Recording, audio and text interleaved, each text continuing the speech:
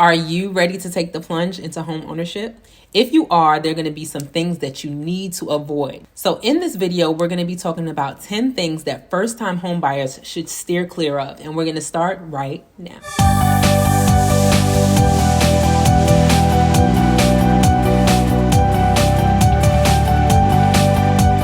Hey everyone, welcome back to my channel. I'm Michelle Key with The Keys RE. In today's video, we're going to be discussing the 10 things to avoid as a first-time home buyer. So if you're ready to take that plunge into home ownership, I would encourage you to watch this video and use it as a resource for your journey.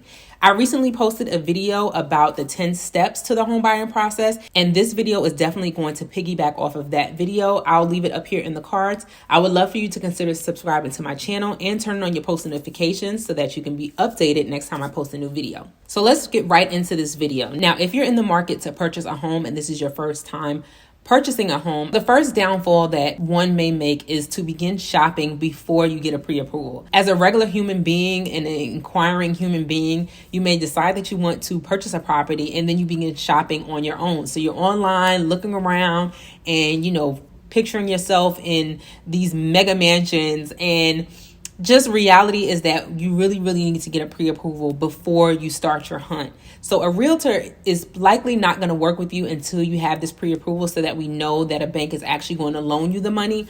But for yourself, to just understand what you are working with and what you can afford from a loan standpoint, you want to make sure that you know that number so that you're shopping in the right pond. This is a huge mistake to shop around before pre-approval because you just don't want to get your hopes up and then you may not even be in the ballpark of what the bank is going to loan you. So make sure that you get a pre-approval before you start shopping. Now, the second downfall to avoid as a first-time home buyer is getting one pre-approval. This, I can attest that I made that same mistake as a first-time home buyer. When my husband and I purchased our home a few years ago, we only got one pre-approval, but at the time I didn't know any better. But it's important to shop around for different pre-approvals and different rates because different banks offer different things. They may give different bonuses for your loan. There may be different incentives. There may be different penalties, and you just want to shop around to make sure that you're getting the best deal for what you're looking for. You want to make sure that you know the fees, the penalties, and different things like that because it differs with different banks. Also, as you're shopping around for a pre-approval, you're working with loan officers. So you get to tell how quickly the loan officers respond. You get to tell if they're on top of their game, if they're knowledgeable, if you have questions, they should be able to answer it like that or be able to get the answer for you in a timely manner. So all of this is important, especially later on in the process when it comes time to get your actual loan finalized. So make sure you shop around for different rates, different pre-approvals, and you fill out your loan officer as well to make sure that this is going to be the right fit for you. Another downfall that is a major one is not knowing your credit score before you go into this process. So before we even get to the pre-approval stage, you should already very much know what your score is.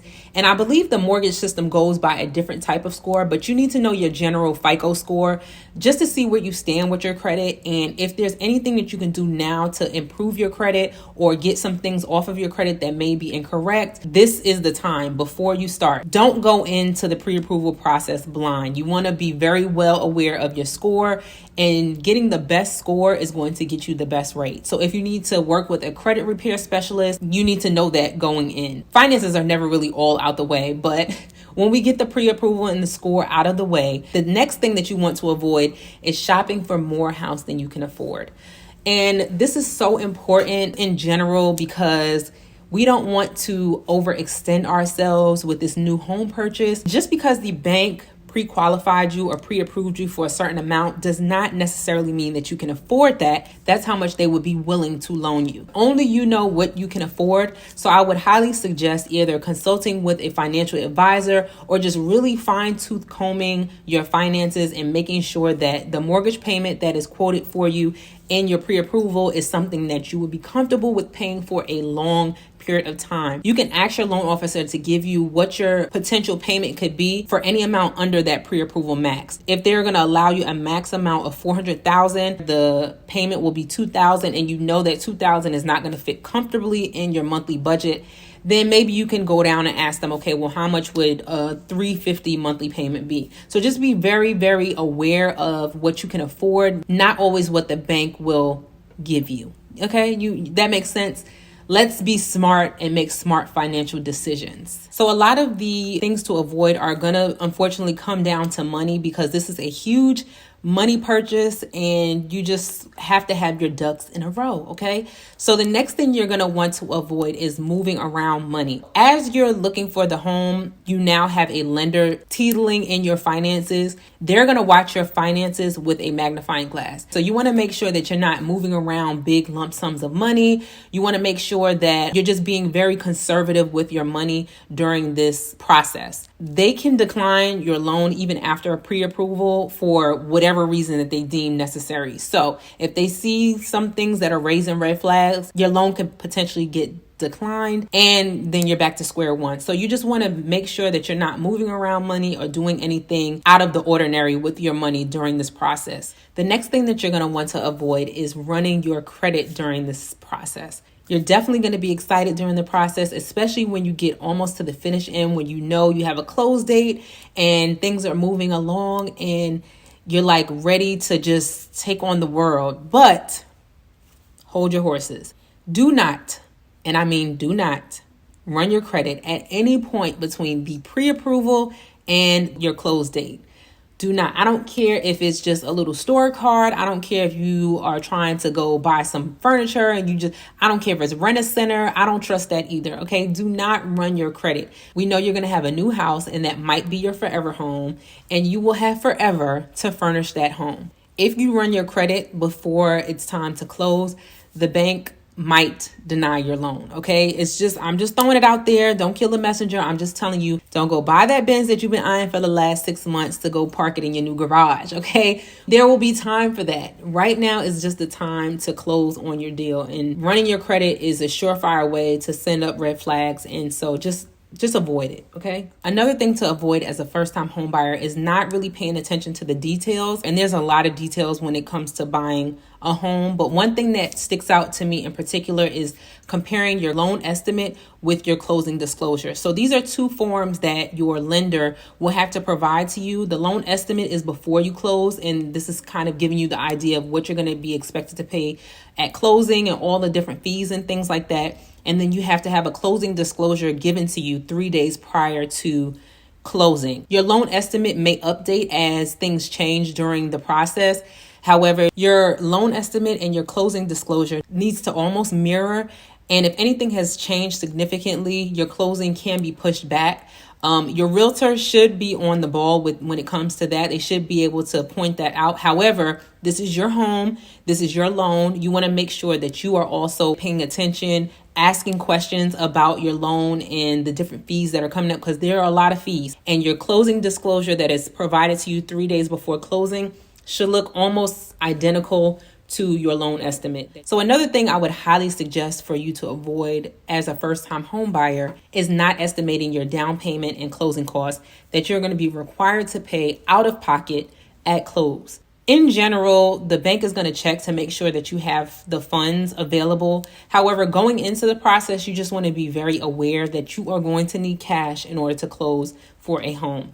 It's a big lump at the beginning. Okay, so you're going to have to pay anywhere from 3.5% down to, honestly, you can put down as much as you want. And then you have to anticipate some closing costs as well, which can range also in the thousands. You're going to know by the time you go under contract somewhat of an amount that you will need for closing costs. So the closing costs are different fees that are associated with the loan origination and doing all the paperwork, the legal fees and different things like that. Now, some sellers will put in some money towards closing, but they're not going to pay all of the closing costs because this is your home and you are purchasing the home. In today's market, sellers may be putting a little bit less towards closing because they have options. There are more buyers than sellers right now. So you just want to be mindful and do not underestimate how much cash you're going to be required to come to closing with. Another thing to avoid is not getting a home inspection. Any good realtor is going to make sure that you get a home inspection, but it's not necessarily required. After you're under contract for a home, an inspection is very important because you want to know what's wrong with the home. Is there any major things that need to be done? And you have a certain amount of time. It's called your due diligence period. And the time frame can range depending on what you agreed to in the contract.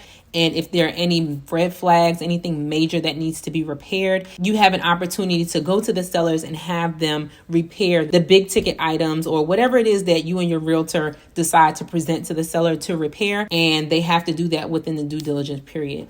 And if not, you have some negotiating room. But a home inspection is really going to give you another negotiating tool. You might be able to get your price down if there are some things that you want to just handle yourself, or they will have to address the issues. And any major issues, you're going to want the sellers to address. And if you're looking for a home inspector in the metro Atlanta area, I will have one in the description, so do not skip it. And lastly, the final thing that I would advise you to avoid is not working with a realtor.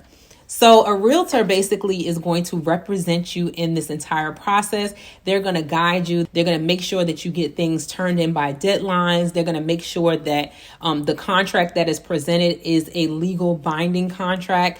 They'll be able to negotiate the deal. They'll be able to advise you on things. They're representing you. I don't want to say like a lawyer, but they're representing you in this home buying process. So you want to get a realtor that is knowledgeable, that is on time, that is going to get information back to you in a timely manner. You want them to also be knowledgeable on how to formulate a deal. In today's market, you need to know different tactics and strategies to be able to even go under contract, because so many people are making offers. You have to stand out. So having a great realtor is important in any real estate transaction because they're knowledgeable. They do trainings. They know a lot about this field, and they could be a great resource for you in this journey.